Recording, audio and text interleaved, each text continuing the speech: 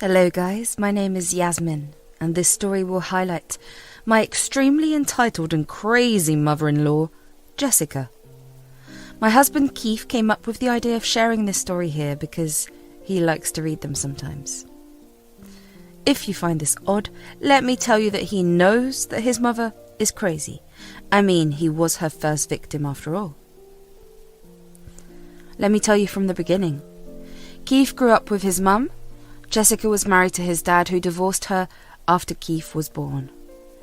He got a taste of her craziness and ran as far as he could. Unfortunately, Jessica didn't have good taste in men and ended up choosing a man who abandoned his child. So, Keith's father paid child support, but later terminated his rights. I've never met the man and don't wish to anyway. Jessica single-handedly raised Keith, or that's what she tells everyone. Truth is, she used Keith to get money from her family and live off them for the longest time possible. When they got fed up, she got a job but still took a lot of money from time to time. As soon as Keith was a teenager, Jessica made him work so that she could take his money. That's right, until Keith was 18, Jessica was actually taking all the money that Keith made from his jobs. Keith knew that he needed to get out, so he took out student loans and used a scholarship to get into a good college. That's where we met. From the very beginning, Keith had told me all the horror stories about his mother. Trust me guys, I was furious on his behalf. This perfectly healthy woman made a teenager work to get basic necessities. It was horrible. I often said, I don't understand how you are still in contact with her. I would have stopped a long time ago. I can't do that, Yasmin. I was raised by a narcissist. She conditioned me to believe that taking care of her is my responsibility. I have a hard time getting over those teachings. How you live is not healthy, Keith. I know you still send her money from your part-time jobs. You need to get help and cope with your mental health better. I am planning to see someone, Yasmin. It's just that Mum keeps asking for money and guilts me a lot. She chooses all the wrong men who just leech off her, and that makes her leech off me. That's why I'm unable to save money. Plus, I'm trying to pay back student loans as soon as possible. I was so upset about Keith's condition that I used my own savings to get him started with therapy. He protested, but a lot of love and coaxing made him understand that I just want him to be happy. He joined therapy and started to feel much more confident about himself, and he was slowly starting to stand up to his mum. That is exactly why his mum never liked me. On the first meeting, she said, "You are that gold-digging witch who poisoned my son against me. How dare you, woman? You think I won't know that it was you?" I don't know what you're talking about, Jessica. Keith was suffering, so I simply helped him to get a therapist, and I used my own money for that. How did I become the gold digger when you are the one who keeps asking him for money? How dare you call me a gold digger? I'm his mother and you're entitled to his money. I raised him for 20 years and he needs to pay me back for that. You are no one to tell me what I do with my son. Keith, look what kind of woman your girlfriend is. You need to control her. I'm not going to do that, Mum. Yasmin didn't say anything wrong. Besides, it was you who started it. If you hadn't provoked her, she wouldn't have called you names. Yes, guys. Therapy can sometimes work wonders on a man. Keith had grown a shiny spine and it made me super happy.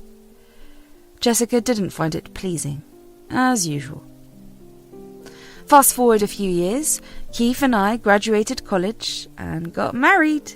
We both work very good jobs because we worked our arse off in college. We lived frugally and had a backyard wedding at my parents' place to save money for a house.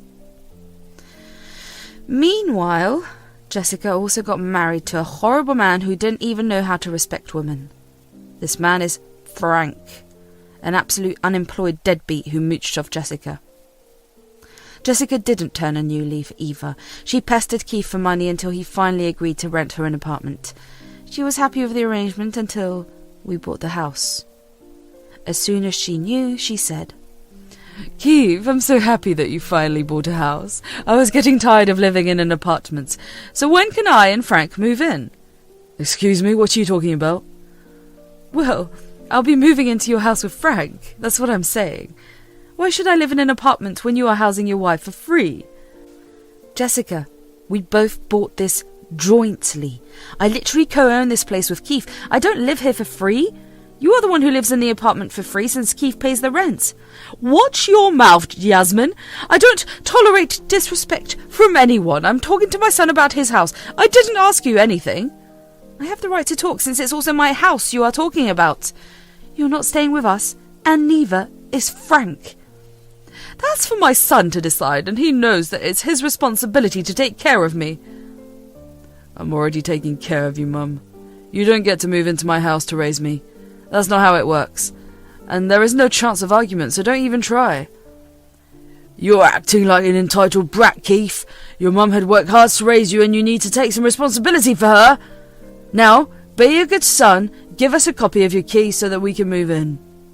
You don't get a say in what I do with my house keys, Frank. Hell, neither of you are even getting a copy of our keys. I'll be staying this for a last time. You two will not be moving into our house. That is it.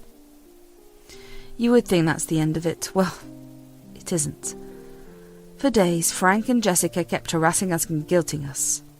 Jessica even said some horrible things to me because she thought I was manipulating Keith and making him abandon her. It was funny at first, but soon we got fed up. One day Keith went to their apartment to drive it into their head that they wouldn't be moving in. We thought that our point got across since we stopped hearing from them. Problem solved. Well, not quite. A month after we moved into our house, we had a small vacation coming up. After saving for years, we finally decided to go on a break to celebrate our house purchase. It was supposed to be a relaxing vacation for the two of us by the beach. We both took time off and decided to take things easy for that week. We flew there and had a blast from the first day itself, but as evening came, something shocking happened. I got a notification from the Ring camera on my house's door. Yes, we did set up surveillance cameras before we went on vacation. Since we didn't ask anyone to house it, we thought that it would be important. Now, I had no idea who would even show up at the door. The neighbourhood is pretty safe and we have lived there before. Hardly anything ever happened there. So I was curious why there was so much activity at the house. I opened my ozone to see what the hell was going on there.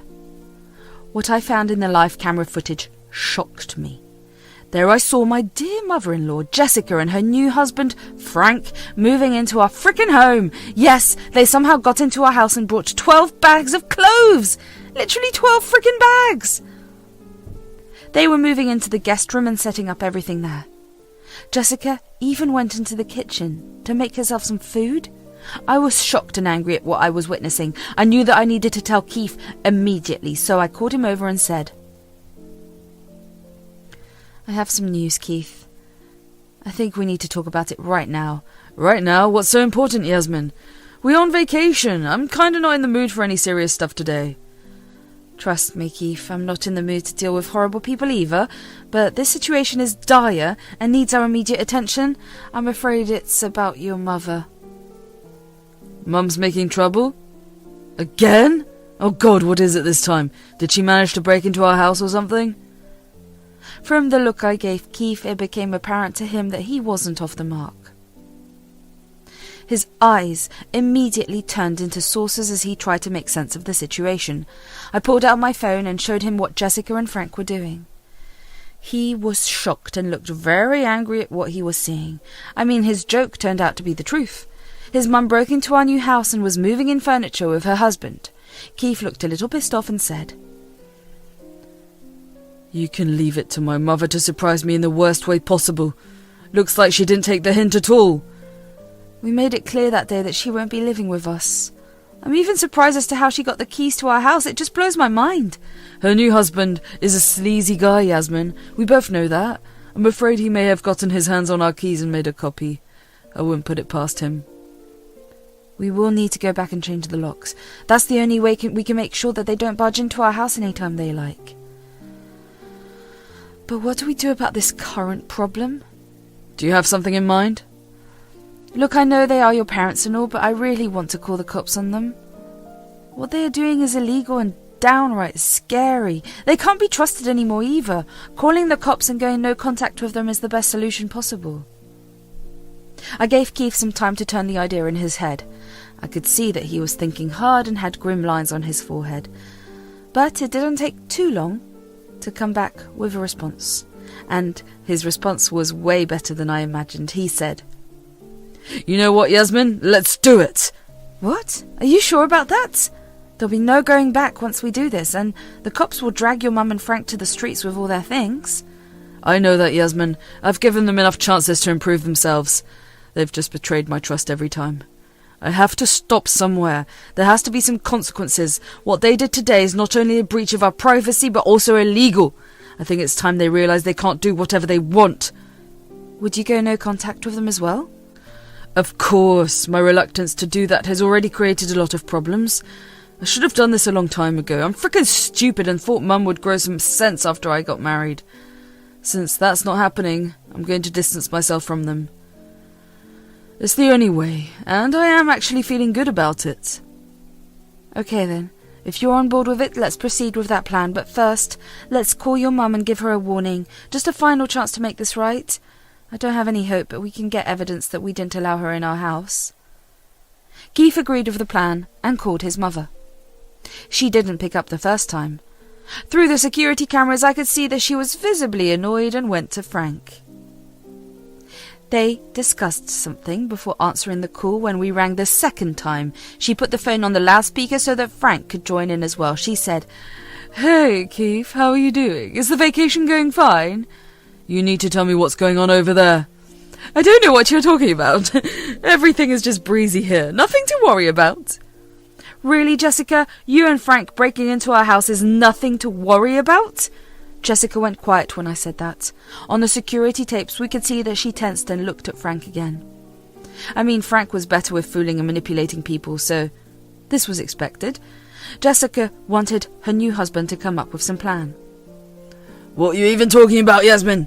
Keith, your wife has gone crazy. You need to shut her up. Don't talk to my wife like that. We know what you two are up to. We've cameras in the house, both inside and out. There's no point in lying to us. We can see you on our phones right now. Wait, what? How dare you spy on us, Keith? This is unacceptable. What about our privacy? You should have been more thoughtful. It was ironic how Jessica was offended by the fact that we could see their activities on our screen. She talks about respecting people's privacy when she broke into someone's house and made it their own.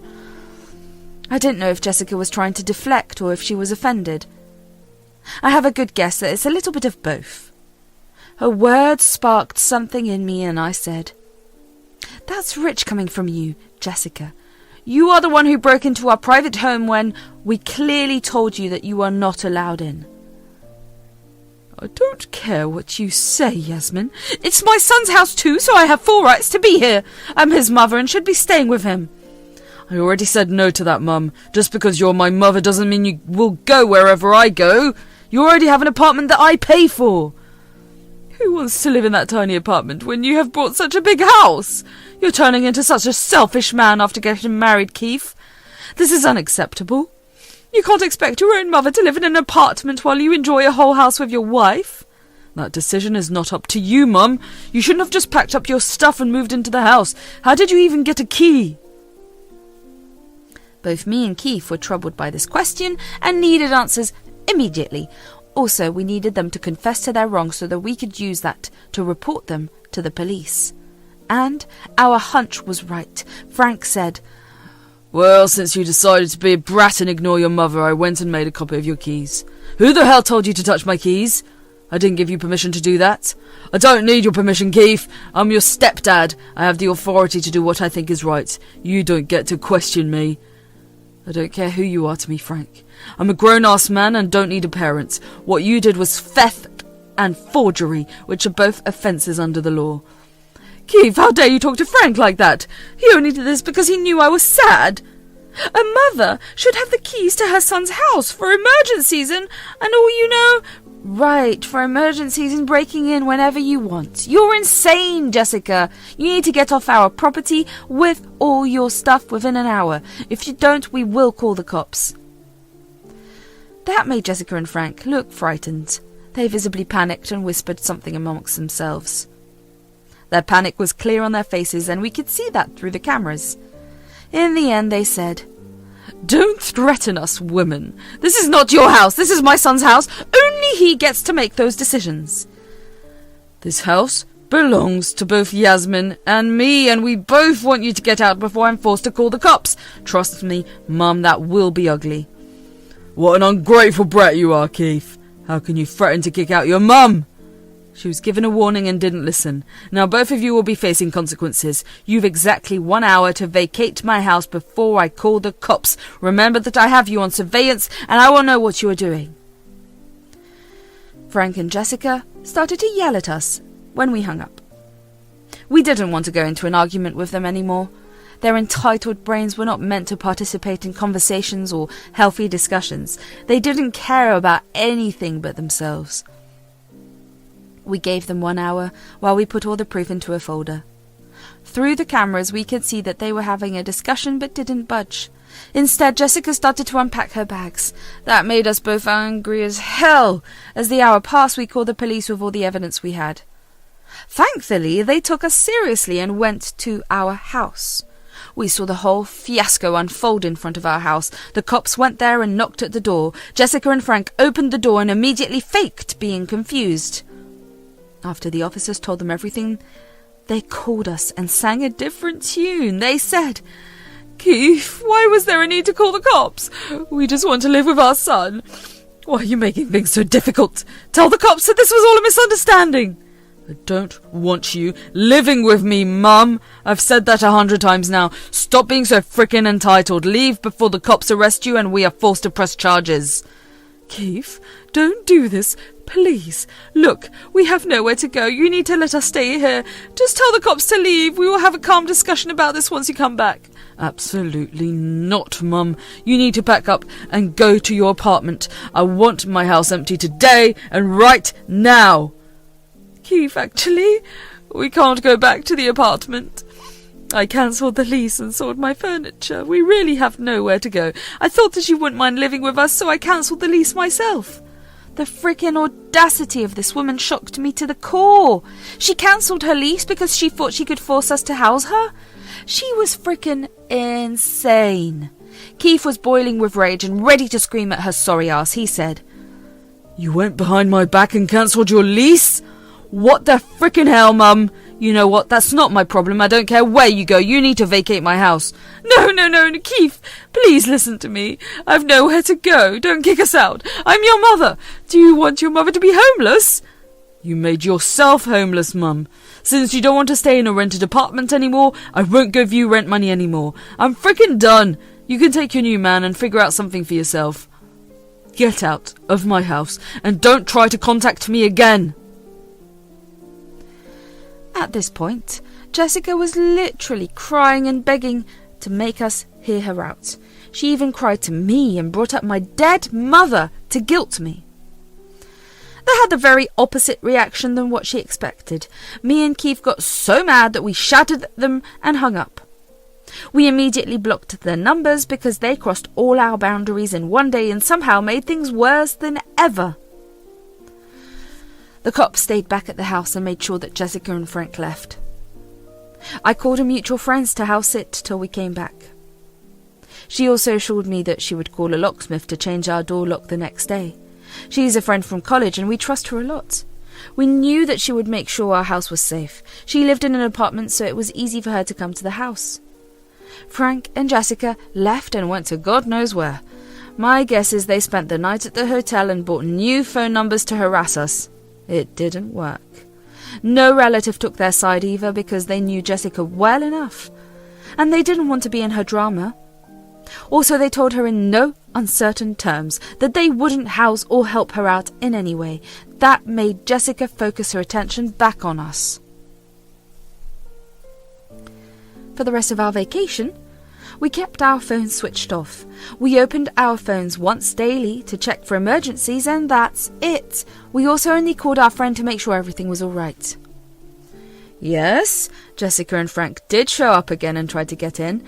They left after the friend threatened to call the cops again. We are thinking of sending a cease and desist letter before they escalate their behaviour. Thankfully, they didn't. Want to know why? Well, when we got back from vacation, we found out that Frank had decided to leave Jessica. Why, you may ask? Because she couldn't house and feed him for free anymore. Jessica was devastated and begged her son to talk to her. She finally realized that she needed her son for money. Keith didn't soften at all. He stuck to the no-contact decision that is still in place today. Last we know from family, Jessica rented a trailer and still works at the retail store with no hope of retirement in sight.